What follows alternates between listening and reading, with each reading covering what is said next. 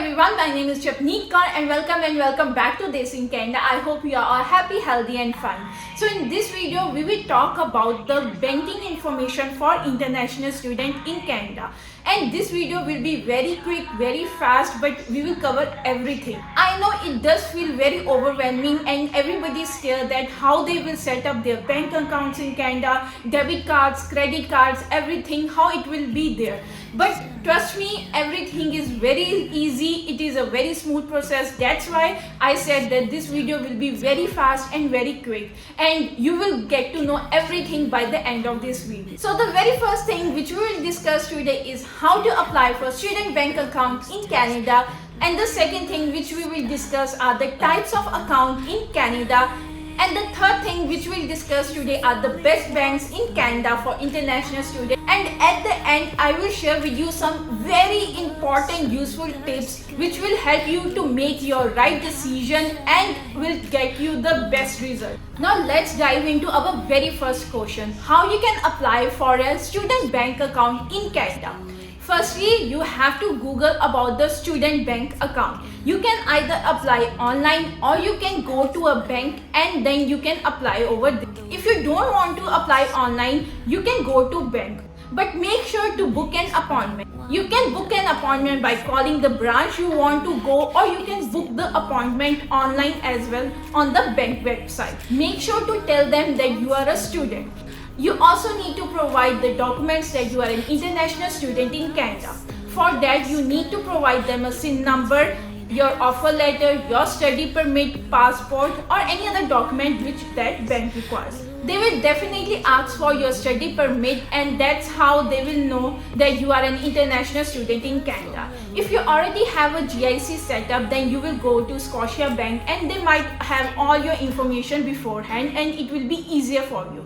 In my case, I didn't have any GIC. I only took loan from India, and over here I went to CIBC branch and it was a very smooth process. I showed them all the documents and within like 1 hour everything was done. I did have a debit card and a credit card with myself. Now let's dive into our second question. Types of accounts available in Canada. The very first thing you have to do is that you have to tell them you need a student bank account, and then they will give you a debit card. So there are two types of account. One is checking account and the other is saving account.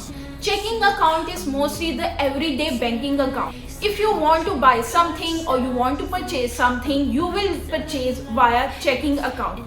Make sure to know that your saving account will have some fees if you will do transaction from the saving account. But your checking account is mostly the everyday account to do all the purchases, maybe online or in store. So now why I said that make sure that you tell the bank that you need a student bank account is that because even on the checking account, there is a monthly fees. Right now, I don't have the student account, so I do have to pay monthly. If you are coming as a student in Canada, banks usually waive off that monthly fees on checking account, and it is very important because these monthly fees can be up to $12, $16 or more. But you can definitely save that monthly fees if you tell them that you need a student account. When I had the student account, when I was a student, I never paid any monthly fee. And the second card which you should get is the credit card. And make sure to use the credit card very wisely. When I came to Canada, I only thought that I will get a debit card. But they gave me a credit card as well. I thought because I didn't have any job or a salary, they will not give me a credit card. But they themselves, that bank, and he also gave me $1,000 limit on that credit card. Now make sure to get a credit card. Why getting credit card is very important in Canada. Firstly, for immigration purpose, right? You will have to pay fees of your work permit or the permanent residency, and you need a credit card. Second thing is that when I was applying for provisional nominee program in Ontario, we need to show that we were living in Ontario for the time we were studying in Ontario. And how you can prove that you were living in Ontario? By showing the transactions made on your credit card giving them the account statement that you were here, you were making the purchases in the Ontario. Maybe now rules have changed, but I'm just sharing my experience. And the third very important thing is that you need to maintain credit card history in Canada.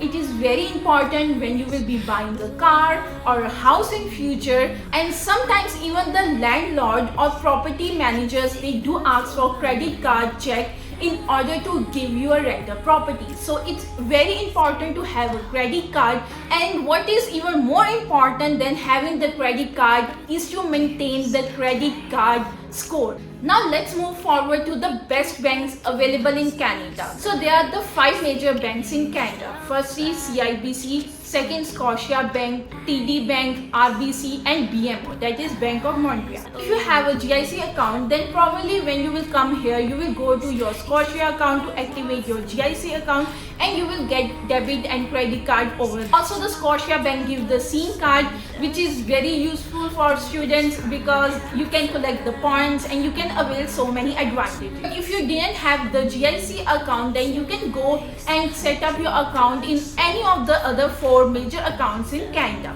Make sure to have your account set up with at least one of the major banks. It is very important, both debit card and credit card. In future, it will help you a lot.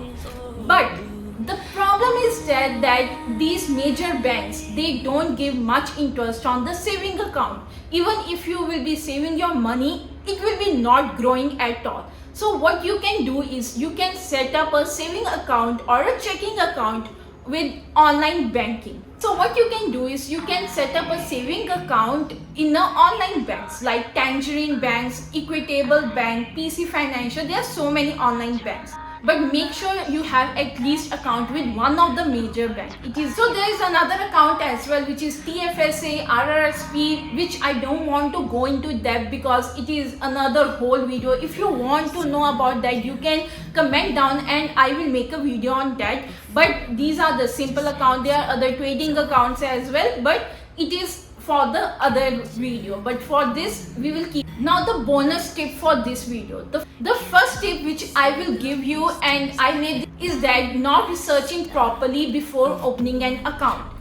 All the banks, all these major banks will offer so many programs to attract students to open account in their bank. They will either give some kind of sign up bonus or they will give some kind of perks. So it is very important that you research about those benefits. If you are getting any kind of money, it is good, right? You just have to sign up in their bank, and all these 5 major banks are very good. Second tip which I already discussed with you is to get the credit card, but make sure to ask about the credit card fees. There are always some kind of hidden fees. Make sure your credit card doesn't have any fees for you to use it. Maybe annually fees, monthly fees, any kind of credit card fees.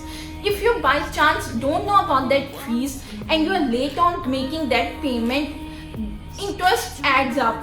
It adds up very quickly. So make sure you understand all the information they provide you with the credit card. Very important to know about the interest rate, about everything about credit.